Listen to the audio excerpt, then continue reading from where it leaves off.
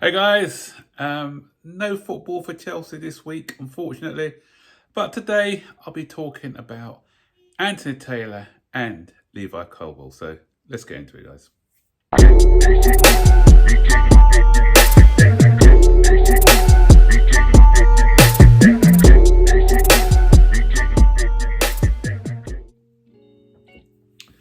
So we have been sitting watching enviously as the Champions League has made its return on the TV screens this week, and there's no Chelsea in it. We've seen Aston Villa in there, good win against Young Boys, and we also saw Liverpool win against Milan. Today, Manchester City play Inter, I think it is. So there's no Chelsea. There's no Chelsea. So we're hoping to get back in this tournament soon. And the way it's been done this week, this year, it's football on a Tuesday, Wednesday, Thursday. And I was thinking, because I've sort of lost all interest of it now that Chelsea are not in the Champions League. But I didn't realise I knew the format, but I didn't realise that they were playing on Thursday until last week, actually, because I was expecting Chelsea's game to be played. But Chelsea are not even playing next week in Europe, they're playing the week after. So because we were in the lowest European tournament, then they haven't saved the best till last. They've probably saved the worst till last in this instance. And so we've had a week to train. So let's see what Enzo Maresca can do with the boys now that he's given a whole week now on the training ground to implement more of his philosophy. So anyway, what I wanted to talk about really was, first of all, this Anthony Taylor news that he's not going to be officiating this week, yay, for the Premier League. And apparently, when the statement went out that he won't be officiating, he's going to be on VAR duties, is that he was receiving some death threats after the terrible performance against Bournemouth at the weekend. First of all, I don't advocate death threats against anybody. I don't believe in any of that. But I can understand the Chelsea fans' frustration with him. Every time he has a game, a Chelsea game, we know that there's going to be controversy. And I can't think of, I can count on one hand the amount of games that he's refereed us when his name hasn't been mentioned for bad decisions. And as I said before, when I did my match review on Saturday, I don't think it was a case of him being biased against Chelsea, although we got like 8 yellow cards to Bournemouth's 6 or something like that. They did a far more fouls than we did. But the thing is, if he was showing bias, he would have sent off Cucurella for his second. I just think he was poor. And all those free kicks, hardly any of them warranted a yellow card for me. There's only a few that warranted a yellow card. So what if the FA and the PML, I keep mixing up the abbreviation, is it PMGOL? So if they want to protect Anthony Taylor, the best thing they can do is not let him officiate Chelsea games. It's as simple as that.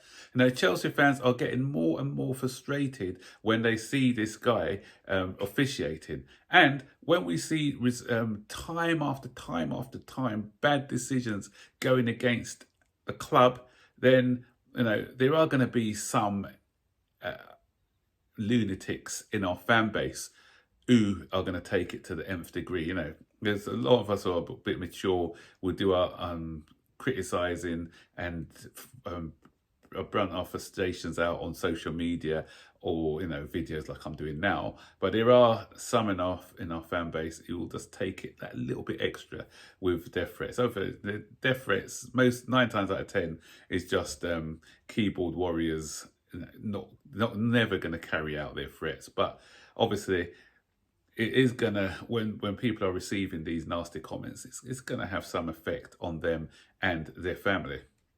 So I don't know why Anthony Taylor continues to get Chelsea games. He got in the first month of the Premier League, or first 4 games, he's refereed us twice.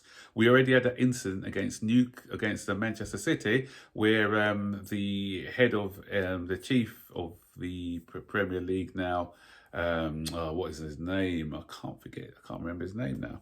I was just looking at him. My memory's just going. I think put it down to old age. But anyway, what he was saying was about the handball, the Kovacic handball. Was it Kovacic? I think it was Kovacic. Yeah, the Kovacic handball against what happened at the opening game of the season. They're going to be a lot more lenient this year because they're saying it's natural movement. Although, I don't know, this was a bit of a grey one because, okay, your hand has to be out, but I think his hand was out a little bit more than it should have been. But I'm a Chelsea fan, so maybe I'm looking at it through blue tinted glasses. But Howard Webb, that's his name, Howard Webb. Yeah, I thought he'll come back to me as I was doing the video. But I at the time I said, you know what, I'm not really going to complain because again, it was like fine margins, and I don't want to see penalties given for things like that unless it's a blatant handball. That one, you can argue that it was part of his movement as he was going towards the ball. So I wasn't at the time too fussed about that decision. But my point is, and with regards to Anthony Taylor, had it been the other side, had it been a Chelsea player in a similar situation to what Kovacic was in, would he give a penalty? I'm sure that he was the referee who gave a penalty for Reece James that time, where I'm sure, and he sent him off against Liverpool, where, correct me if I'm wrong, but I'm sure it was Anthony Taylor, and the ball came off his knee. He tried his best to move out of the way, it hit his hand, and even, okay, well, you give a penalty for that, because obviously it's handball, so give a penalty, but to send him off was ridiculous because it wasn't a deliberate action. He was trying his best to sort of get his body aligned, and it was the for me, it's got to be deliberate action to be a sending off, which wasn't a deliberate action. So I don't think he should have been sent off for that. But as I said, the simple solution: get Anthony Taylor off Chelsea games, because every time he referees us, he's got an agenda. Because I said it before. Every time I do a preview video, I say, we've got Anthony Taylor, something's going to happen. And something, inevitably, something does happen. So come on, if we can see it as a fan base, why can't the Premier League see that this guy is causing Chelsea issues and he shouldn't be on? I remember when Liverpool had an issue with a referee, I don't think they've ever seen him again. But with Anthony Taylor, he seems to always be managing Chelsea games. So, and that's why when Chelsea fans go on about conspiracy theories and things like that, it's things like this which add fuel to the fire. Right, Anthony Taylor out of the way. So let's talk about a little bit about Levi Colewell for the last couple of minutes. And Levi Colewell is proving to be a leader. He's emerging into a leader, which is really good to see because the guy's only 21. Remember, he's only 21. And this season, he's going to be playing in his preferred position. Last year, he was playing a lot as a left back. It didn't do him any justice. But now that he's in the left side of the defence, which is his preferred role, he is showing a bit of more authority in the game, and is giving him more confidence now. And apparently there's a story that came out today that he's got a lot of aura in the dressing room and a lot of people respect him. And I know he's still young, but Fernandes is 23, Caicedo's still young, but Maresca has made Fernandes captain and Moise Caicedo vice captain.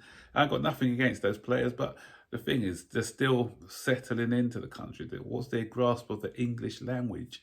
And I think somebody like a Levi Colewell, who's been in and about the club, who gets the club, I think he'll be better captain material, unless they want to maybe they don't want to put the pressure on him for the captaincy yet, but I think he'll relish that.